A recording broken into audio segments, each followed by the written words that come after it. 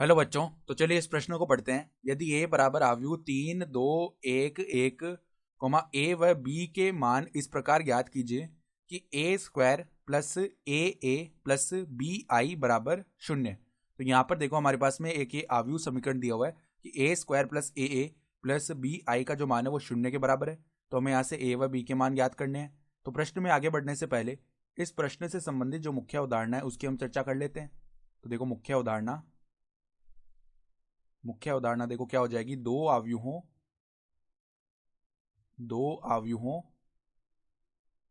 P व Q को गुणा करने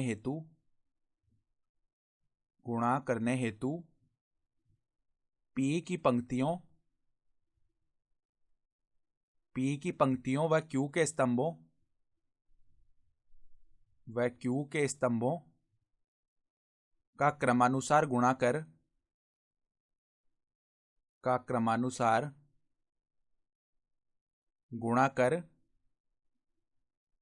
योगफल ज्ञात करते हैं। ठीक है, और ये तो हमें पता होना ही चाहिए कि अगर हम PQ ज्ञात कर रहे हैं तो P में जो स्तंभों की संख्या है वो Q की पंक्तियों की संख्या के बराबर होनी चाहिए, तभी हम PQ ज्ञात कर पाते हैं। तो यहां पर देखो पहले A क्या दिया हुआ है, A बराबर दिया हुआ है 3, 2, 1, 1।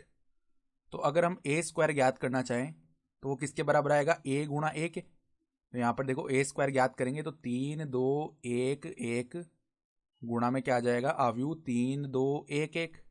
तो पहले क्या होगा, देखो यहाँ पर ये जो पहली पंक्ति है 3, 2, इसको पहले स्तंभ 3, 1 से गुणा करते हैं, संगत अवयवों को गुणा करके जोड़ देंगे।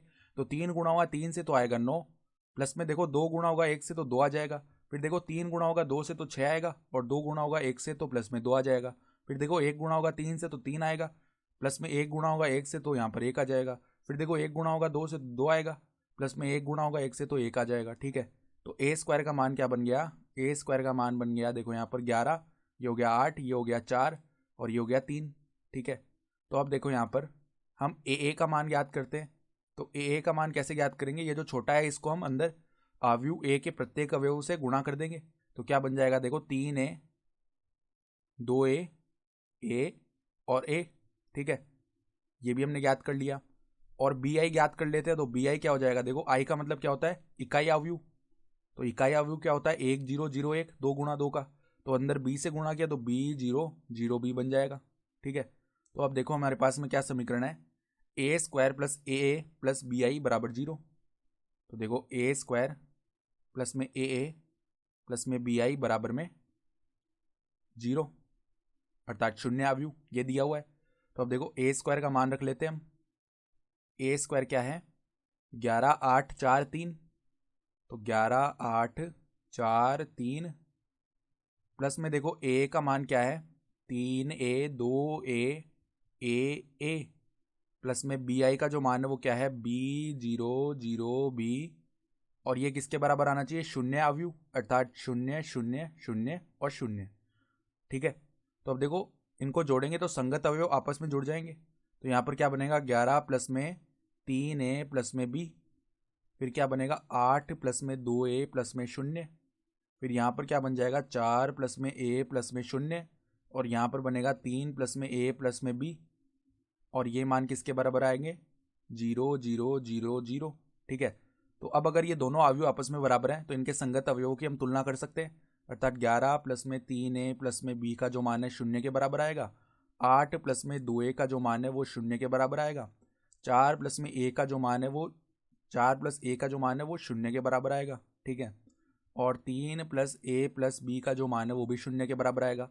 तो अगर 8 प्लस 2a 0 के बराबर है तो 2a का मान इधर से -8 आ जाएगा, और a का मान जो है वो -4 आ जाएगा। ठीक है, तो a का मान तो हम निकाल चुके हैं, -4 आ गया।